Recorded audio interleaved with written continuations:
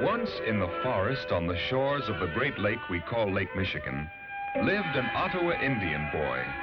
The boy had a name, but everyone had forgotten it. They called him Lazy Bones, but they said it with a smile, for the boy wasn't really lazy. It was just that he was always watching, always wondering by himself. Sometimes he would watch the women pounding corn into meal. Sometimes the boy watched the men before a hunt making arrowheads out of flint.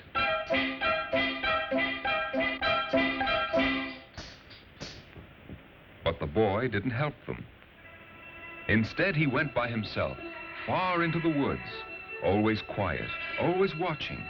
He saw where the red squirrel hid its nuts. He saw where the deer drank and where the wolverine left his big paw marks. He had one friend, a little girl named Gray Fawn, and he told her stories about the woods.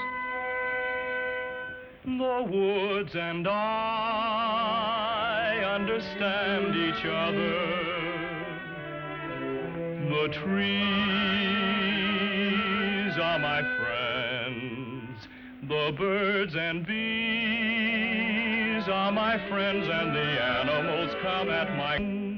One morning, Gray Fawn went to gather berries, and by late afternoon she had not yet returned.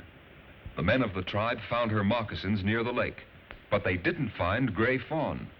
The chief, her father, cried angrily, "She must have been captured by the Saginaws." The men painted their faces and prepared for war.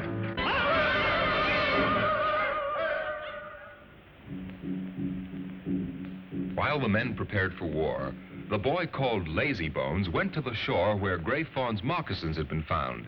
He said to himself, if Gray Fawn had been captured, she would have dropped her berry basket. I don't think she was captured. I think she took off her moccasins to go wading. He looked along the shore until he found a footprint in the mud. He said, she came out here and couldn't find her moccasins. He sang, my woodland friends, tell me where is Gray Fawn? Which way did she go? Oh, tell me, please, that you know and your signs I will follow to her. Oh,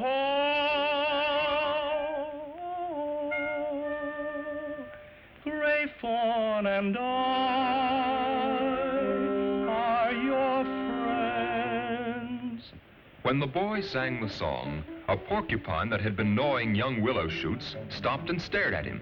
The boy said, I think Gray Fawn went this way to gather willow splints for a basket. He looked, and he found places where the willow shoots had been broken. He followed the trail among the willows into the forest. My woodland friends, tell me where is Gray Fawn? A squirrel ran down a tree trunk and stopped, his nose pointing. The boy looked and saw where Gray Fawn's bare feet had disturbed the leaves. Which way did she go? A rabbit jumped out of some bushes, and the boy looked and saw where Gray Fawn had pushed through.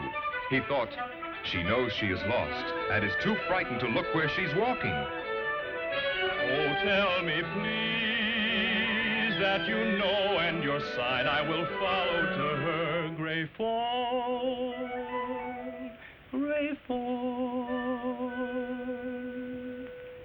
Just then, a flock of crows began to scold angrily. The boy went to the noise, for he knew that crows will scold when they're disturbed by someone who has no weapons. There, under a tree, he found Gray Fawn. The boy took Gray Fawn by the hand, and they set out for home. See, there! And when the men saw the children, they laughed with relief and joy. And the chief, Gray Fawn's father, put his hand on the boy's head and said, now I will give this boy a name. I will call him Little Hawk, for he has the sharpest eyes of all the Ottawas.